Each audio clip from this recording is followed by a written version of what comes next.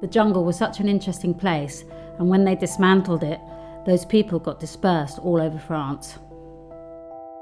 Those homes, CAOs they're called, have now closed, and so those people are drifting back. The crisis here hadn't gone away. There's still people very much in need of, basic support.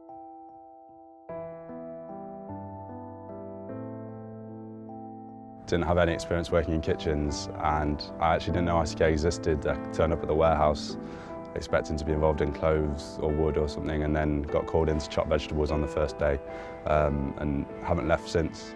We work alongside L'Auberge des Migrants, a French association that's been working here for a very long time. And also there's Help Refugees and Utopia 56, who are in charge of clothes donations, tents, sleeping bags, all the hygiene needs. Then there is us, Refugee Community Kitchen, that provides all the hot and cold food for wherever it's needed. There's a turnover of lots of volunteers who can come for a weekend or a week, which is amazing. We couldn't do it without them. For 6 months over the winter, we were running free shops in the Dunkirk camp, where we would give the refugees raw ingredients so they could prepare their own food to eat in their homes. The free shops that were connected to the community areas were a vital social hub and a lifeline really to all people living on the camp. Having food available daily created a sense of calm, some security and stability. That all changed when the Dunkirk fire happened.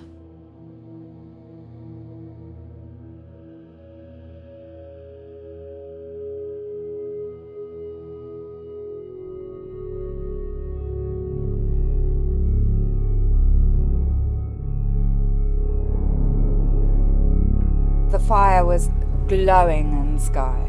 You could see it from miles. Horrific isn't a strong enough word, to be honest, because you knew that something that RCK had been involved in from the start. Building kitchens, we got to know the refugees, we got to know the children, the shops are functioning.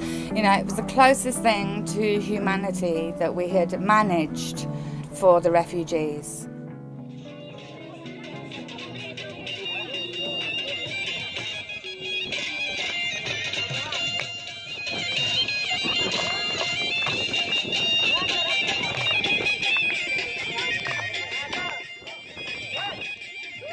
Currently in Calais, we're serving food every day to the displaced people that are in the area, people that have been left over from burning of Dunkirk, from the dismantling of the jungle camp.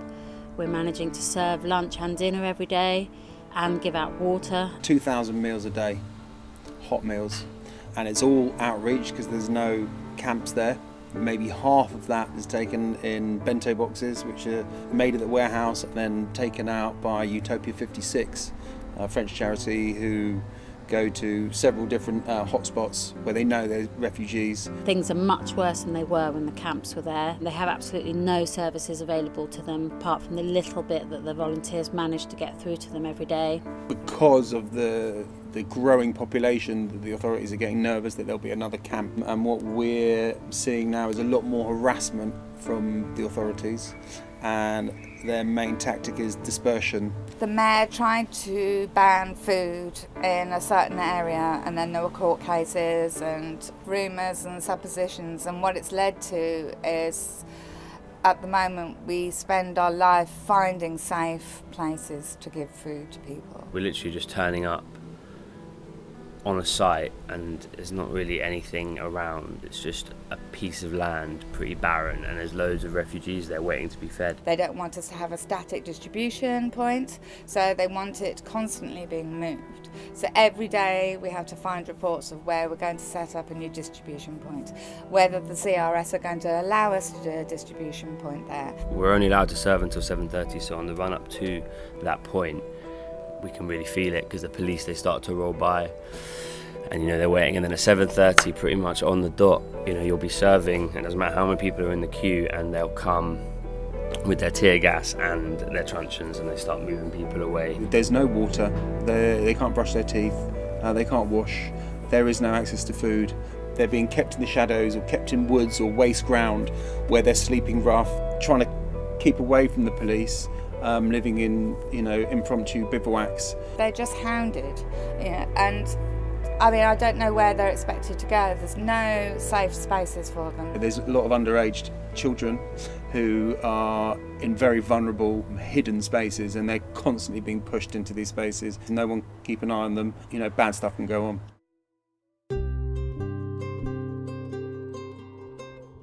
We carry on because these needs are unquestionably important.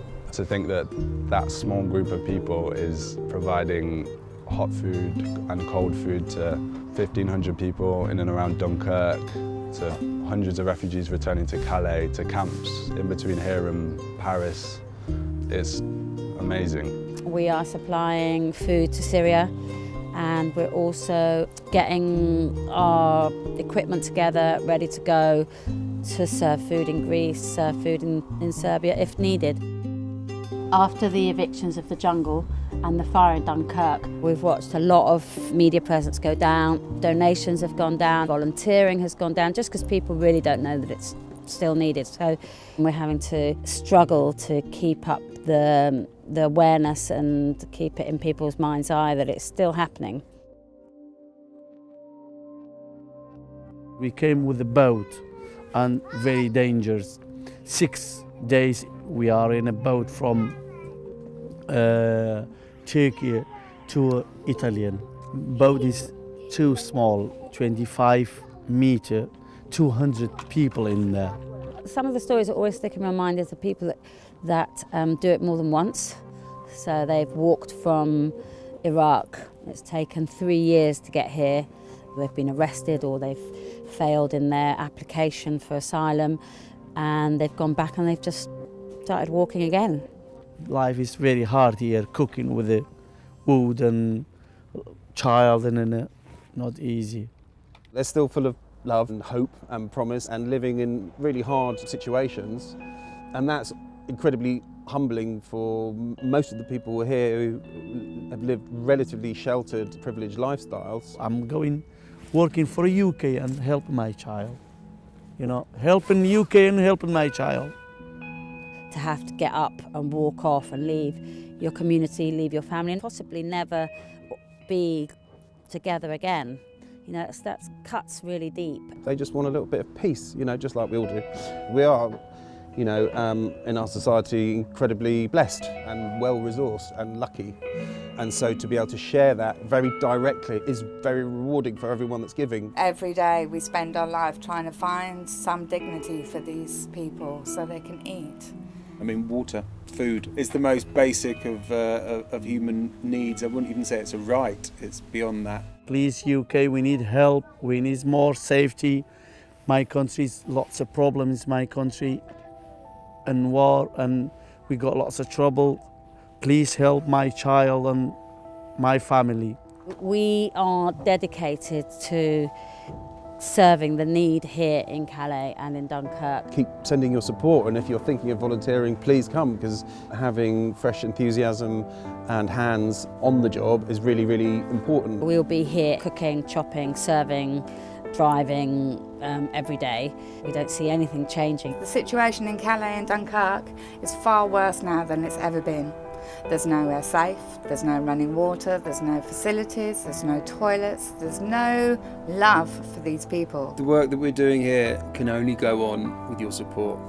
We can't forget how much these people need us. They need us more than ever. They're sleeping in woods, they're sleeping in ditches. Any support, whether it be volunteering, fundraising, or just sending a donation, will make a big, big difference.